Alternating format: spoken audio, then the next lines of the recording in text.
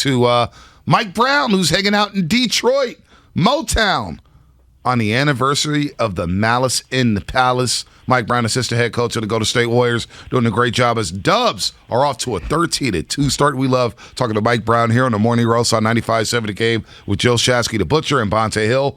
Mike, good morning. What's happening, fellas? How y'all doing this morning? Oh, man, we chilling, man. We're watching you guys still won in Cleveland last night because of that man, Steph Curry. And by the way, the defense of JTA and Damian Lee, they were special in that fourth quarter. We'll get to that in just a second, but what do you remember about the Malice in the Palace? Did you realize that today was the anniversary of the Malice in the Palace? Oh, no, I did not realize it, especially being here in Detroit. But it was the scariest thing I ever went through in my entire life.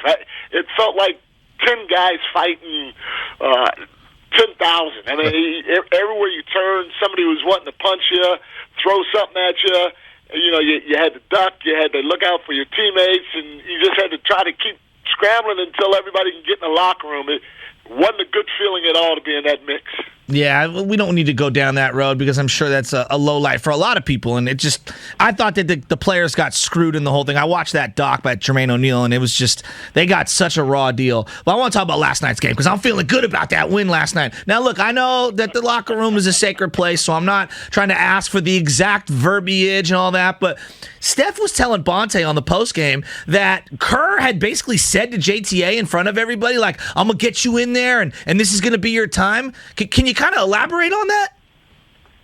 Yeah, Steve is a fantastic coach in a lot of different ways, but one of the ways that I really admire is just his ability to make sure everybody stays engaged.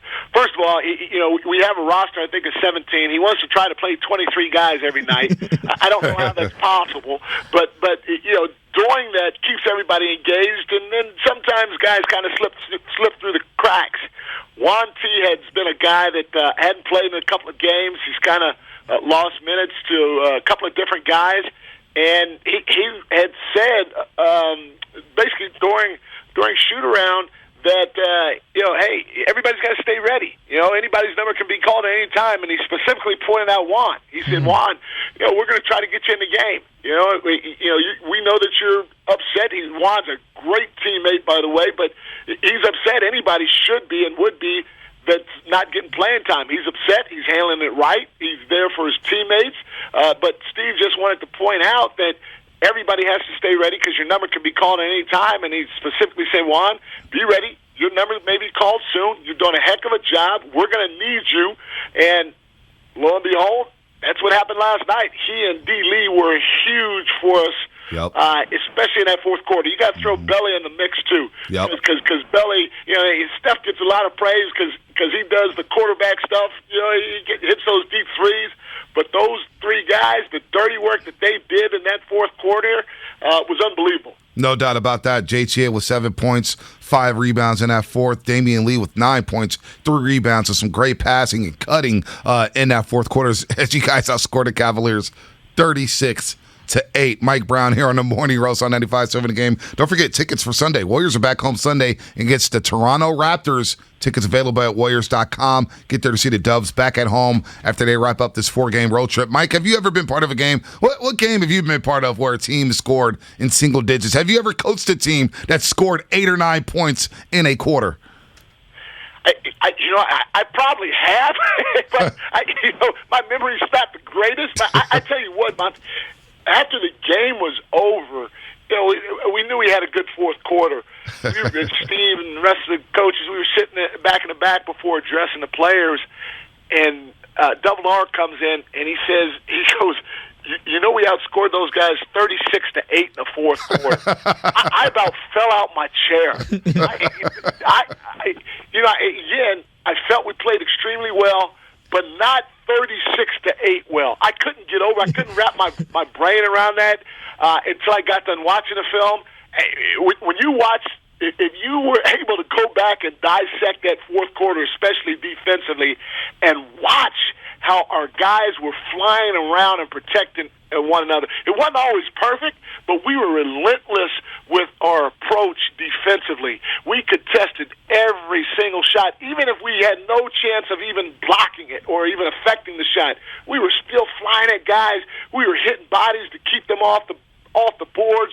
It was beautiful to watch. It was by far the most enjoyable fourth quarter that I've had to watch, I think, ever coaching the game of basketball. Coach, you were born in Ohio, and you had 2 different stints as the head coach of the Cavs. Did that one feel a little extra special for you, though, the way that one went down, beating the Cavs? Come on, you can admit it to us. It's always special kicking their behind. I was walking out. I was so happy. And there were a few hecklers there talking about me during the course of the game. One guy got me out, and he stuck his hand out to give me 5. I was so excited we won the game. I put my hand up to give him 5. He moved his hand and laughed at me, and all I did was put my hand in my pocket.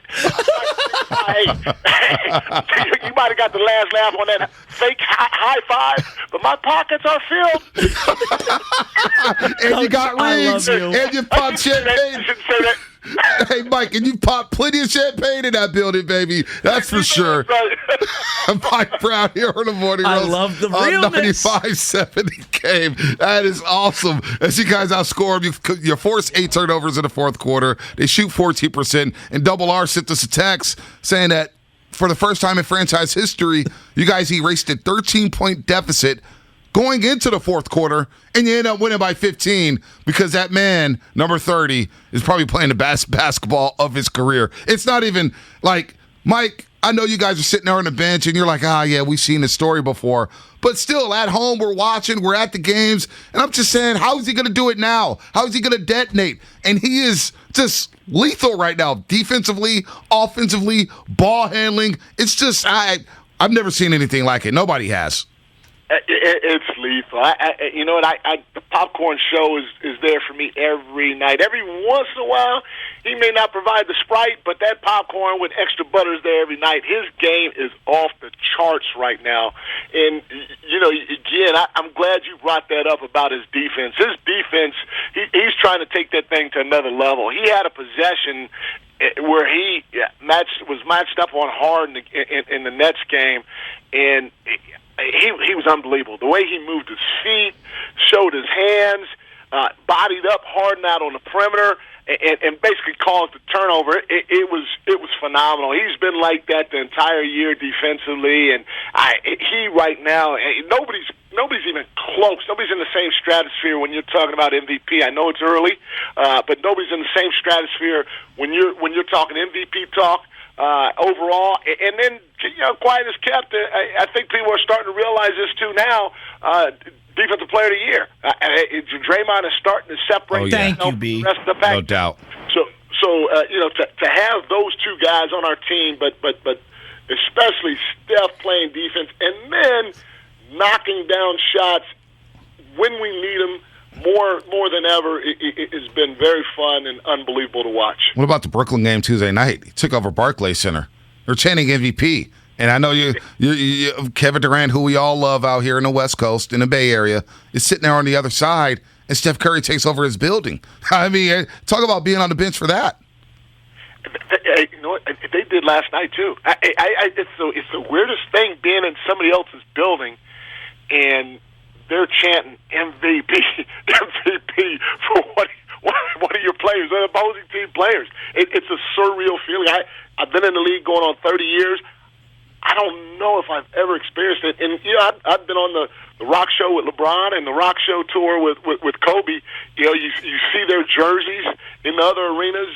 Fans get excited when they make great plays, but to hear crowds chant MVP in opposing buildings like they have for Steph these last few road games, it is really, really weird. It's weird. Coach, I love because you've got so much experience, right? You talk about playing. LeBron played for you, and Kobe played for you, and you've been on this bench for so long with Steve Kerr.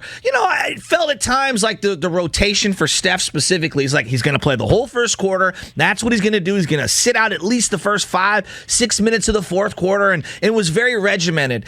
What went into the thought process of retinkering and experimenting with the minute allocation? Because I love the flexibility from you guys, the coaching staff, and also Steph Curry, because it feels like it gives the team a better chance to kind of feel the game out, and then wherever he's needed, he can stay in those minutes or he can sit. Like, I just love how you're allocating minutes with Steph Curry right now. What went into that thought process? You hit it on the head. It's just the flexibility that and it starts with Steve. We kind of, Steph was a little tired during one of the games early in the year, so we took him out early, and then we brought him back to start the second, and he played so well with our second unit. We started saying, maybe if we took him out for a few minutes in the first, brought him back towards the end of the first, and then we'd have an opportunity so he could play with the second unit to give them a boost. Maybe that that might be something that we fell into, and so we kind of tinkered with it going forward. Not anything that was for sure or regimented, going into games. And, our plus-minus was great with those teams that were on the combinations that we were putting on the floor during those times. And so Steve went and had a conversation with Steph and said, hey, this is what we're thinking about. Steph loved it, and that's where we're at right now. We it's almost like playing them in 3 short bursts instead of 2 long stints. Yeah, no, it makes great sense. I mean, the proof is in the pudding. He's efficient, and he just looks incredible right now. And it seems like every night there's a different role player stepping up. And I just love that about the team. And I know Steve was a role player essentially for his career. He's always talked about the psyche of keeping those guys engaged. But how do you guys balance out, someone getting frustrated because maybe they don't play on a certain night, and then them coming in and not doing too much? Because it seems like these guys really understand, if I go out there and I just play my game and let it come to me, I'm going to get the best version of myself and help the team the most. It's so hard, though, to actually implement it. How have you guys gone about that as a coaching staff? The first thing is communication. It's just like in anything else that you partake in, whether it's a sporting endeavor or non-sporting endeavor. If you're involved with other people, usually when you communicate with the group or the people around you, good things happen. Everybody wants to win. If we win, we all reap the benefits of the success. And so, if you communicate and let everybody know up front what's going on, guys, they might not be happy all the time, but they could take it a little bit better. And then when you do win, and guys see that they're going to eventually get an opportunity, they really cherish their time on the floor. And so if they go a game or two without touching the floor again, they know it's going to come back to them. And so they want to stay ready. They don't want to rock the boat. They want to be a part of what we're trying to do here. And so it's just a testament of starting from at the top with Steve. And then you got your leaders in Clay and Draymond and Loon and Steph and Andre. And then it trickles on down to everybody else. Who's got more confidence, Steph Curry or Jonathan Kuminga? Hey, I think Jonathan Kuminga. Anytime you turn 18 before you get your first paycheck, you got a Lamborghini SUV. You got a lot of confidence. Man, that's... You know what I'm saying? Damn. It must be nice to be Kuminga. Hey, we can't get enough of JK. Oh, my we God. really can't, man. When he comes into the game, I'm like, give me all the Kuminga minutes, man, whether it's 10, 5. Next time we talk, we'll discuss, because I'm expecting Wiggins and Poole to have a big night tonight. Me you too. guys didn't play him in the fourth quarter. You went old school by just sticking with JTA and Damian Lee, and it proved to be the right decision, of course. But I'm looking for Poole and Wiggins to bounce back. Wiggins been great outside of that game yesterday, been great over the last 5. So good luck today in Detroit. Safe travels. We can't wait to see you at home Sunday when you take on the Raptors. Of course, tickets still available at Warriors.com. Take care, Mike. Fellas, appreciate y'all. Y'all take care, too.